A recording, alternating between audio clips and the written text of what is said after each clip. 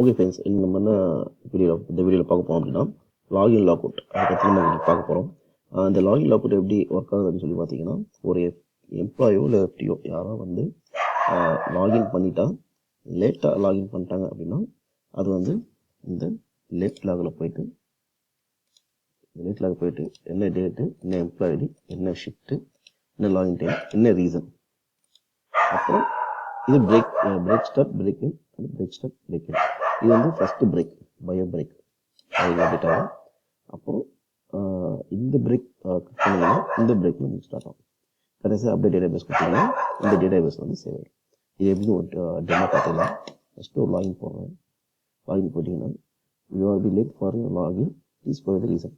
இப்போ நீங்கள் வந்து சர்டின் டைம் நான் கொடுத்துருப்பேன். அந்த சர்டின் டைம் மேலே இப்போ லாகின் பண்ணாங்க அப்படின்னா அதுக்கான ரீசன் கேட்கும். இப்போ ஜஸ்ட் நான் வந்து பஸ் லேட் கொடுத்துட்டு இங்கே அப்டேட் ஓகே கொடுத்தேன் அப்படின்னா இது என்ன பண்ணணும்னா ஆட்டோமேட்டிக்காக இங்கே போயிட்டு உங்களுக்கு கொடுத்துரும். இது பார்த்தீங்கன்னா என்ன டேட்டு, அப்புறம் என்ன எம்ப்ளாயி, என்ன ஷிஃப்ட் வராங்க, என்ன டைம் அவங்க லாகின் பண்ணாங்க, எதனால லேட் ஆகுது. இது நீங்கள் பார்த்தீங்கன்னா உங்களால் எடிட் பண்ண முடியாது. இல்லை அடுத்து பார்த்தீங்கன்னா அவங்க ஒரு சின்ன பிரேக் இருக்காங்க. அப்போ பிரேக் ஸ்டார்ட் பார்த்தீங்கன்னா இந்த மாதிரி வருது. இது ஏன் வருது அப்படின்னா ஒன்றும் இல்லை,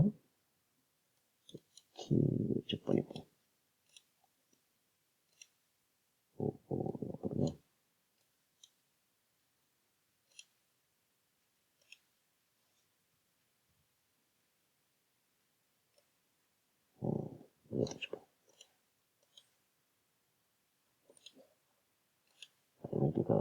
ட்ராயிங்கில் தான் வச்சு போயிட்டு இது ப்ரொடக்ட் பண்ணிட்டேன். அதனால் ஒர்க் ஆக மாட்டேங்குது. அன்ப்ரொடக்ட் பண்ணிடலாம். இங்கே டைம் வரல அப்படின்னா நம்ம வந்து இதை வந்து கஸ்டமை மாற்றிக்க மாட்டோம். அதனால் வர மாட்டேங்குது. கஸ்டமை மாற்றிட்டோம்னா கரெக்டாக உங்களுக்கு வந்துடும். ஜஸ்ட்டு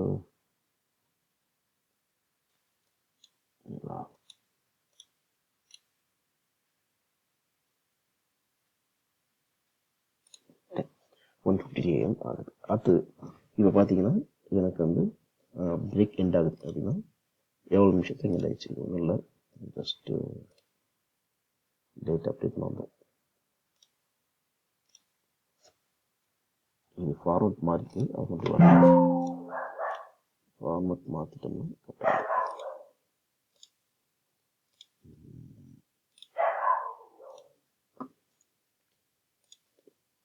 நம்ம எங்கேயும் மாற்றி வச்சுருவோம்.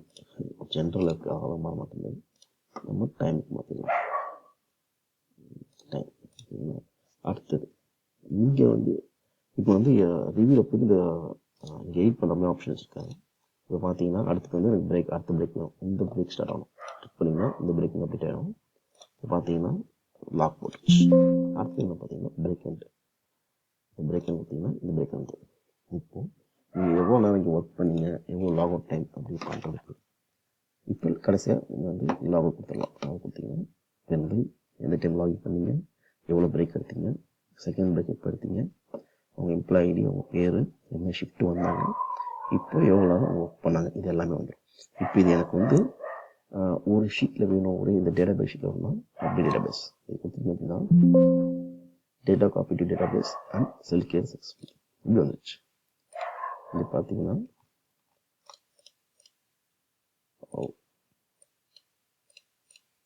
ஆக்சுவலாக இங்கே வரும்.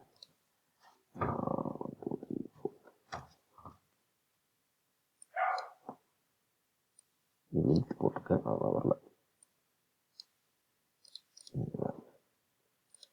என்ன டேட்டு, எவ்வளோ ஒர்க் பண்ணாங்க, எவ்வளோ டிஷன் டைம் எடுத்துட்டாங்க, எவ்வளோ பிரேக் டைம் எடுத்தாங்க, ஃபஸ்ட் பிரேக் எவ்வளோ, செகண்ட் பிரேக் எவ்வளோ, இதெல்லாம் ஃபுல் டீட்டெயில்ஸும் வந்துடும். அதே மாதிரி இது எல்லாமே ப்ரொடக்ஷனாக தான் வரும். நீங்கள் எதுவுமே எடிட் பண்ண முடியாது. ஓகேங்களா? அந்த மாதிரி இது டூல் நான் வந்து VBA மூலமாக போட்டேன். உங்களுக்கு VBA மூலமாக இது எப்படி பண்ண அப்படின்னு சொல்லலாம், கீழே கமெண்ட் பண்ணுங்கள். நான் அது எப்படின்னு நான் உங்களுக்கு சொல்லித்தரேன். அப்புறம் இந்த சேனலை சப்ஸ்கிரைப் பண்ணிக்கோங்க.